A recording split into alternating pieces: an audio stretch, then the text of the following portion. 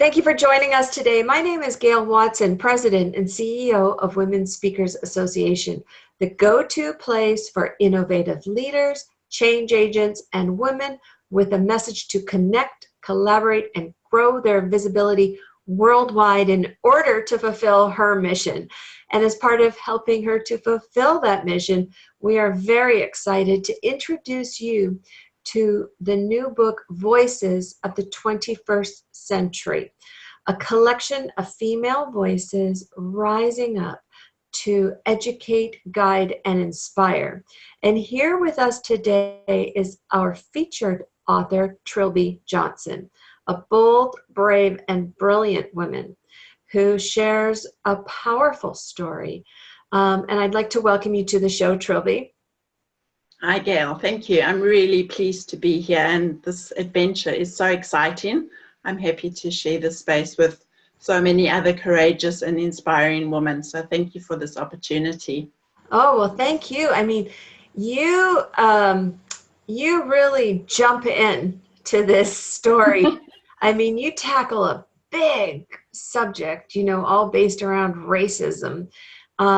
Challenging the status quo. So why don't you share with us a little bit more of what inspired you to share this story? Well, I was born in South Africa during the apartheid era, so I think that's a really good place to start. And one good thing about growing up with it is that you learn from the inside out. So I saw experienced firsthand what racist propaganda can do. And for a long time, I wondered why I was born in South Africa, because it just seemed so foreign to me.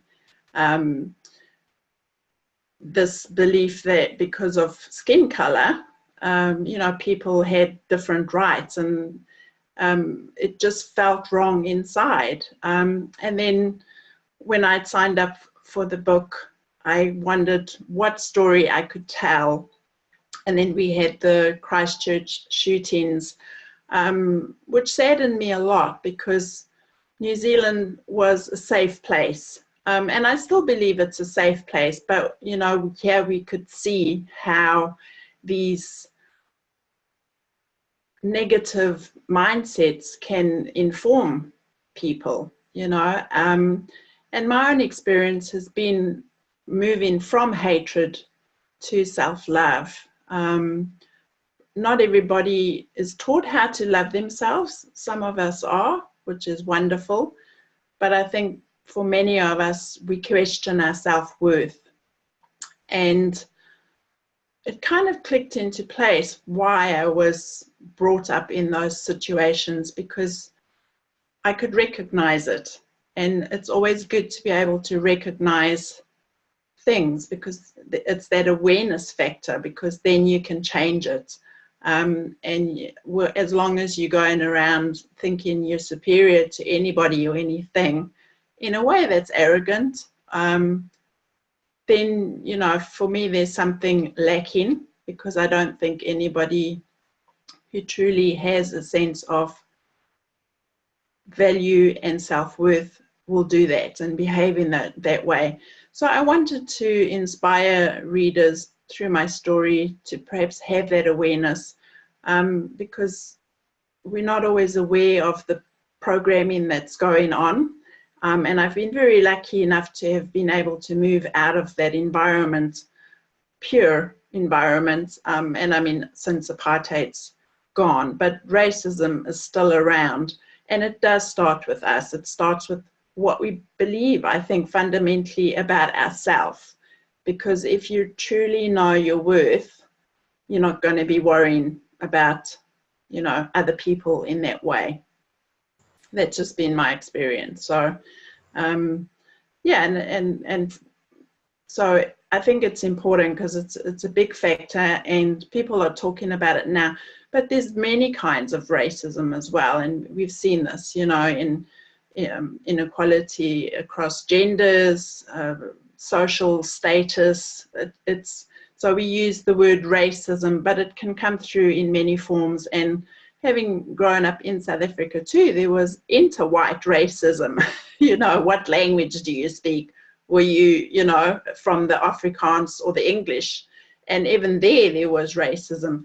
And, you know, there's that saying, divide and conquer. And that's how you undo people, is by making them think that they are different in a way where it breeds discontent, rather than, oh, I'm different, what can I contribute?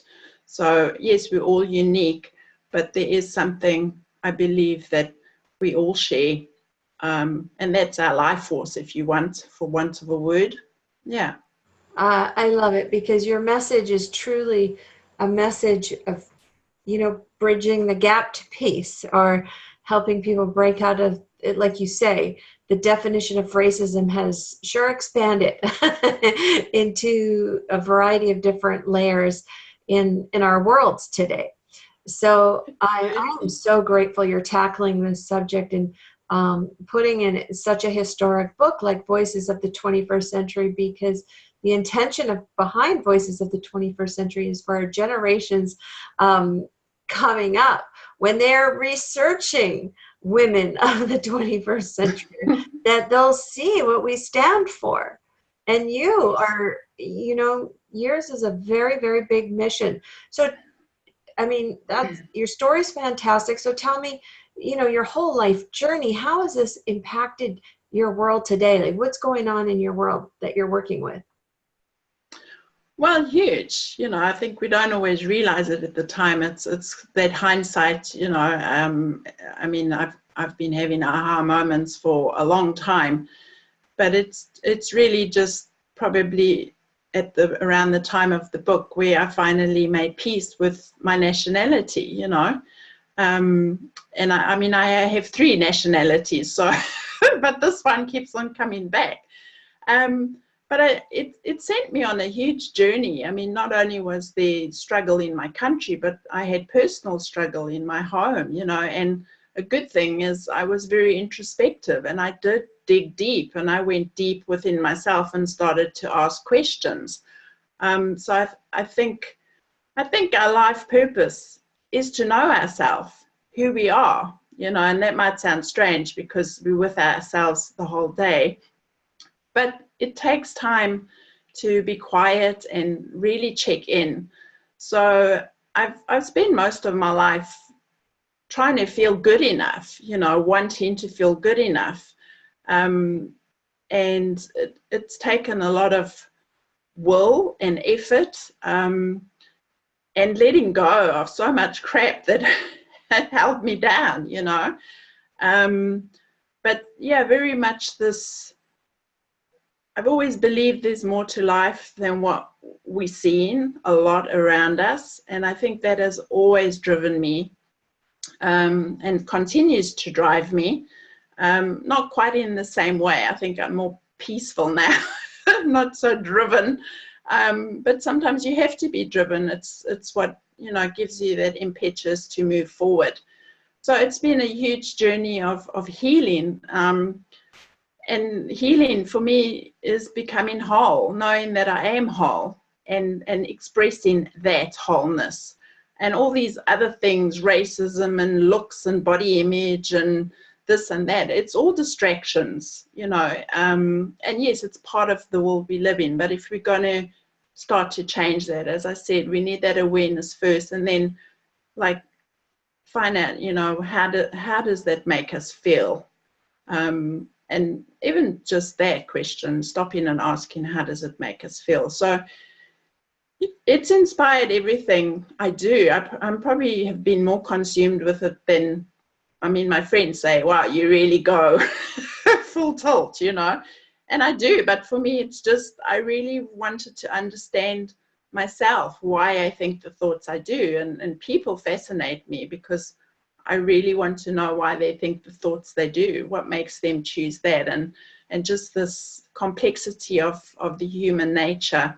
And then, you know, putting together the pieces and reading a lot of books that inspired me and that comforted me, and finding, you know, thoughts in books that I'd only thought in my deepest inner mind and thinking, oh God, I'm not the only one. So that was encouraging. And that's why books are so powerful, because someone can read it and be inspired by it, you know. And I think the magic of books is that it still leaves our imagination, and we can still put our own interpretation on it, and allow the creativity to come through.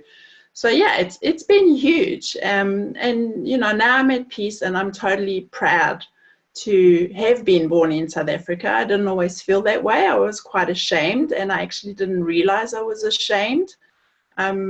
But I think it reminded me of, you know, after the Second World War, and I spent a year in Germany, in West Berlin, and there was that same guilt and shame that the Germans carried for a long time, the youngsters, you know, until eventually people said, you know what, that was like, you know, 2 generations ago. We've got to let this go now. So it's moving forward as well, and learning from the past, you know, looking at what happened and just saying, you know, that didn't work, because as Einstein said, if we do the same thing over and over again and expect different results, that ain't going to work. So yeah, question, you know, I've questioned a lot, which drove my parents crazy, of course. But I think questions are healthy, because it shows it's a form of empowerment. So yeah, so it's been huge. And today I found a sense of peace. I think, you know, and a fellow countryman, Nelson Mandela, was a great example, and he spoke quite openly about where he knew that he had to forgive and move forward, because otherwise he would just perpetuate more hatred and that. And I think we all as individuals have to come to that point in our life, not just once, but in probably many things that we do, and just say, you know, what is it that I really want from this? Do I want to keep on, what do I want to pass forward? You know, do I want to keep on passing forward the hatred and the racism, or do I want to pass on a message of, you know, wholeness, you're okay, I'm okay, you know, and love? Yeah, and it does start with each of us. Love it. I love that you're so inquisitive. I love that you dive deep into books and get the value of reading from other stories, but you also share more stories. You have a couple of other books yourself, correct? Yeah, I do. I was surprised to find out that I actually enjoyed writing, and blogging helped me. So yes, I have 2 books. So my first book was Aha Moments. So these are inspirational quotes to shift your thinking, because I know from personal experience that when we're in a certain mindset, sometimes we don't know how to shift it. So this is a book that you can just flick open, and, you know, there's thoughts on the page, and a bit like an oracle or tarot card, just to, you know, introduce something. In neuro-linguistic programming, we talk about this. You need to introduce something that disrupts the current pattern or change the behavior or something. So this is what this book can do, just offer you, you know, a shift in your mind so that you get out of the loop. So it's to create new habits, makes it easier.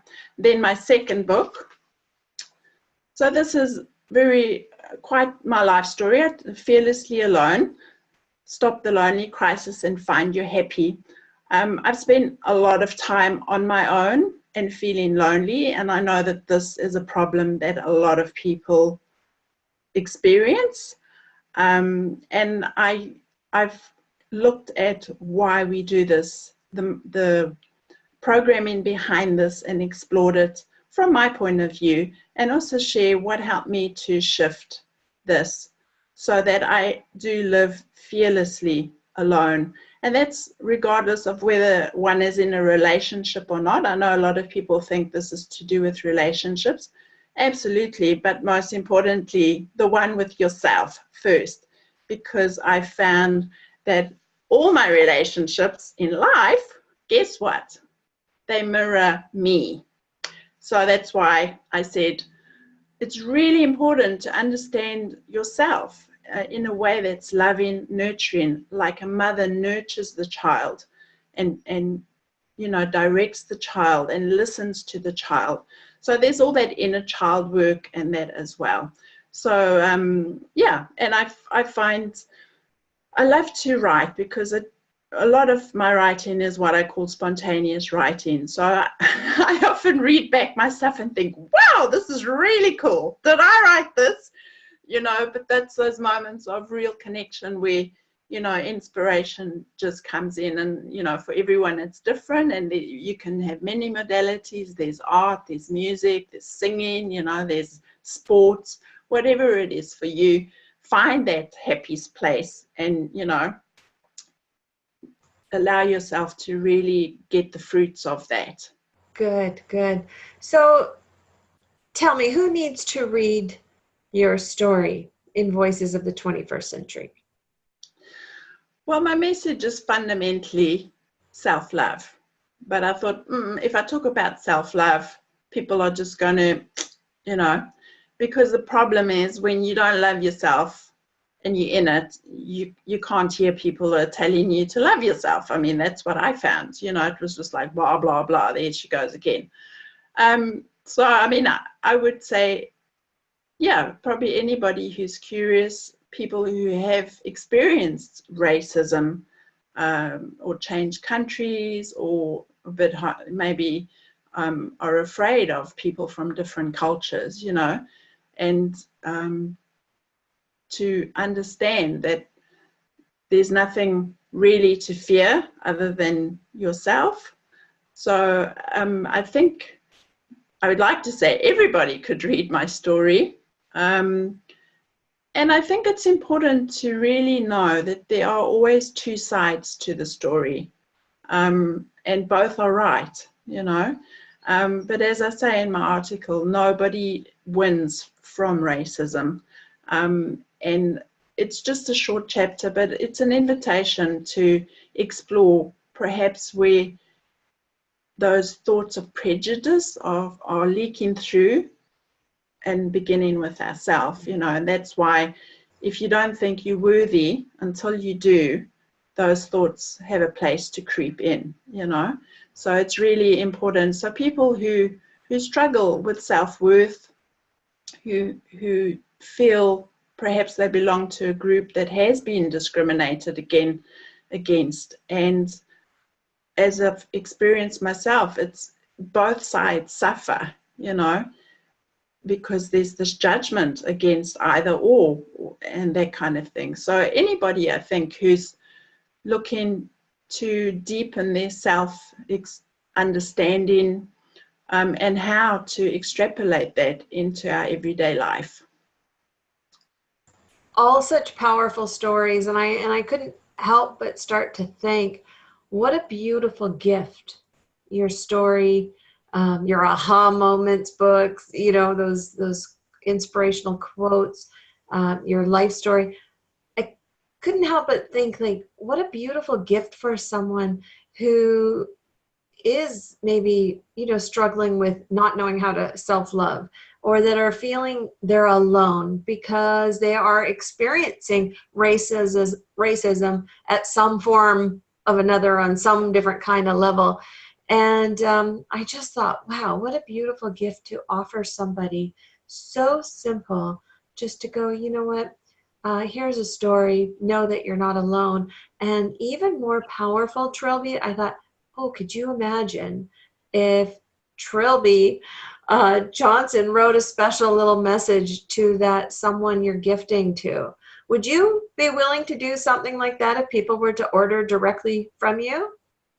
Oh yeah, absolutely. I'd love to, because it's great receiving a book, but when there's a special message, I think it does. You know, it kind of, you know, that you're being seen, and I think perhaps that's maybe the idea of the voices of the 21st century. You know, is in all our stories is to be seen, but also to have the courage to speak out, because I know for a long time I just thought nobody's interested in my story, and that may be the case, but I feel I have a duty. Imagine Nelson Mandela had never said anything. I mean, what a loss to the world, you know, and our amazing Jacinda Ardern, you know, I mean, if these people never dare to speak up and out, you know, so it's for everybody, absolutely. But yes, personalized is always cool because it's just, I think, a little wink from the universe saying, I see you. Oh my, that is so beautiful. So Trilby, how can we get in touch with you to order this personalized book?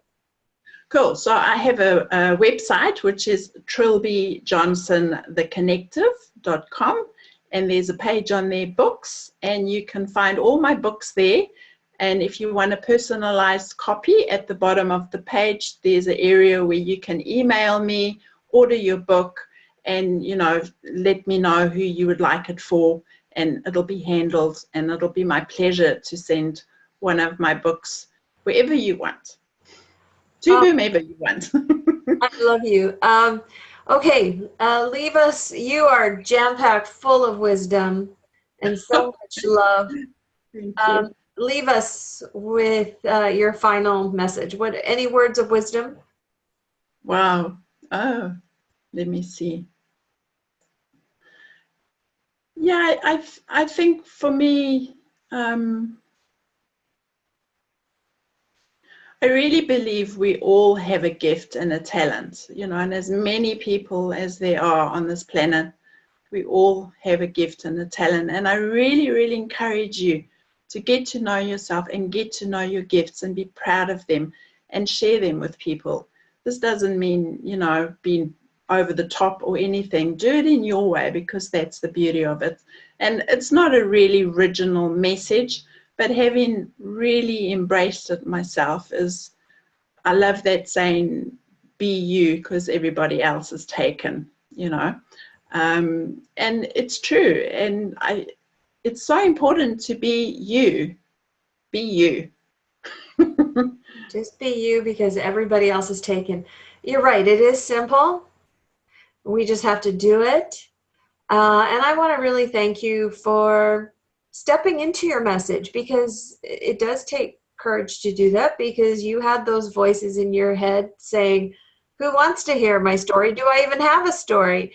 And yes, you do. You have a global changing story. You have a story of peace, whether that peace is between one person and themselves, or themselves and the world, and how they're treating others. And so I just want to really, really thank you for stepping into your message and having that courage to do Pleasure. it. Thank you. And thank you for this opportunity. I'm really excited. And I truly, sincerely hope that my chapter offers somebody some solace of some kind, you know, and if they need to reach out to me, because I've been through a lot and I have found ways to change myself, so I am the change I want to see in the world. Perhaps that's my message. But thank you so much. Wow, what a beautiful reframe. I am the change. Beautiful.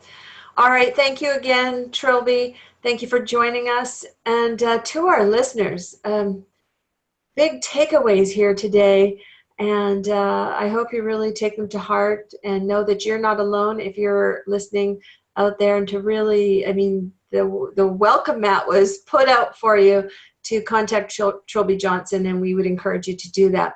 So thank you for our listeners for joining us today.